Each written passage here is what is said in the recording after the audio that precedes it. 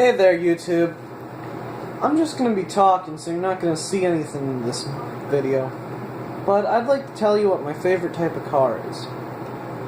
It is an SUV, preferably a full-size SUV. So you're looking at maybe a Chevrolet Suburban or a GMC Yukon XL or a Cadillac Escalade ESV. Most likely it'd be the Suburban due to its just no frills, robust design, doesn't have a lot of chrome, it's just a basic full-size SUV. Now, while a lot of the time you'll see these vehicles, these excessively large vehicles, yes, driven by trophy wives, you know, rich assholes who just want to show off, they actually have a use to them, and it's called practicality. It's called cargo space. It's called passenger capacity. You see, with an SUV, you get the ground clearance. You get, at least on most models, the all-wheel drive or four-wheel drive of a pickup truck. You also get, around with the Suburban, 3,400 pounds of towing capability.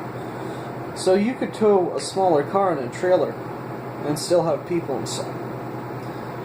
So it's like a pickup truck. You get all that utilitarian use out of it, but it's got a covered back. It doesn't have a shell on the back like you can buy for pickup trucks and you can take on and off. It's got a permanent covering over the whole inside of the truck, the whole cargo area. So you get the utilitarian use of a pickup truck, but you get the coverage and protection from the elements of a cargo van. With the Chevrolet Suburban, now I'm talking about the one from 2007 to 2014, that's the model years of the General Motors SUV that I'm most interested in, just so you know. I read it can sit 9 passengers inside. So, on top of having the utilitarian capability of a pickup truck and the protection and coverage of a cargo van, you now have the massive seating capacity of, let's say, a Chevrolet Express passenger van. You know, one of those large vans, extended length vans. It has like 4 rows of seats, 3 rows of seats, and it's used for like church functions or groups where they need to move a lot of people. Now, if you're not into just the basic no-frills look of the Chevy Suburban or other generic full-size SUV, here's the last thing that's positive about SUVs. And don't even mention mileage, because we all know they get terrible mileage, but they're great vehicles. If you want more luxury, you can get it. Different SUVs, like you don't want the Suburban, okay, moving on up to the GMC Yukon XL Denali. You got the same body, you got the same length of the Suburban, but you get chrome trim, chrome 21-inch or 20-inch machined aluminum wheels. Again, I'm talking about the previous generation General Motors SUV, not the current generation. You know, you get a power tailgate, you get heated seats, heated steering wheel, driver's seat and steering wheel position memory, GPS built into the dashboard. I mean, just an excellent vehicle if you want luxury and the aforementioned features. You know, the space and capability and all that. And if you want to take it up even further, go ahead. Go for the Cadillac Escalade ESV. Again, same length as the Chevrolet Suburban. Same capabilities. You might not want to get it as dirty as you would want the Suburban. After all, it's a chromed up luxury vehicle. But now you get super luxury with, like I said, the aforementioned features of capability, space, and protection from the elements.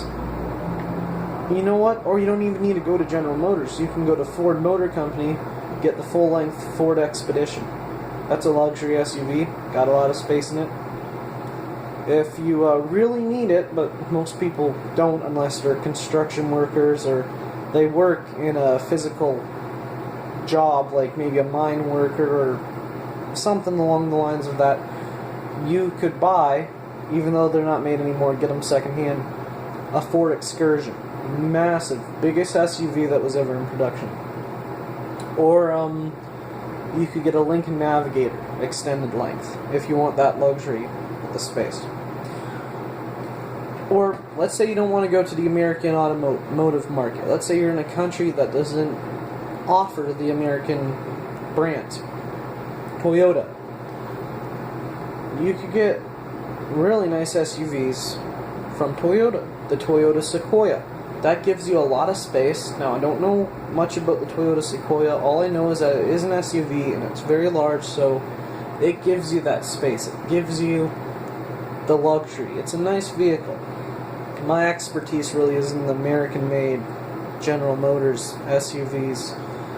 Less than Ford, almost nothing about Toyota. So, you know, that's what I know about. So I can't really tell you about the Japanese domestic motors SUV market. But I do know that with General Motors or Ford, you are promised a lot of space for the price, a lot of capability. And you know what? It will be one of the most handy vehicles you ever drive.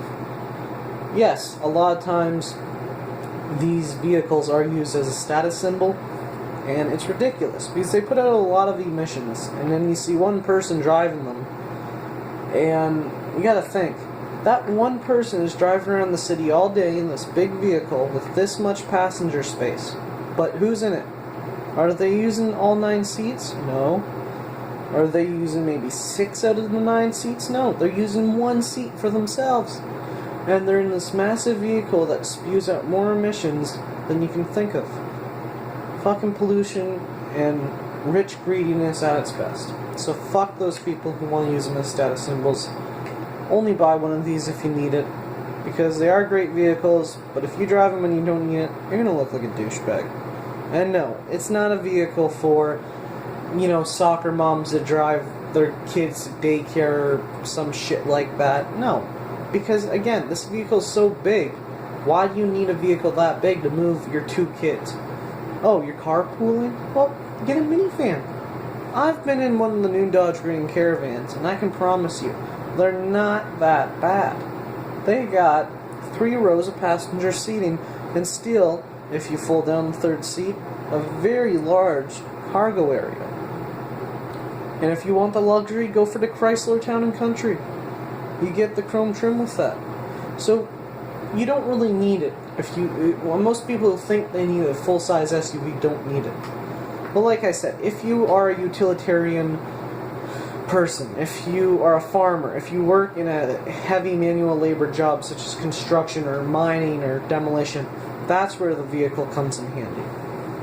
So thanks for listening, guys. This has been Stephen Nolan talking about his favorite vehicle, the SUV, the full-size SUV made in America. I like the Japanese ones, but more or less the American ones. Have a nice day, guys. Please like, subscribe, it helps me out, and stop being cunts and learn to actually subscribe. I need more subscribers, assholes.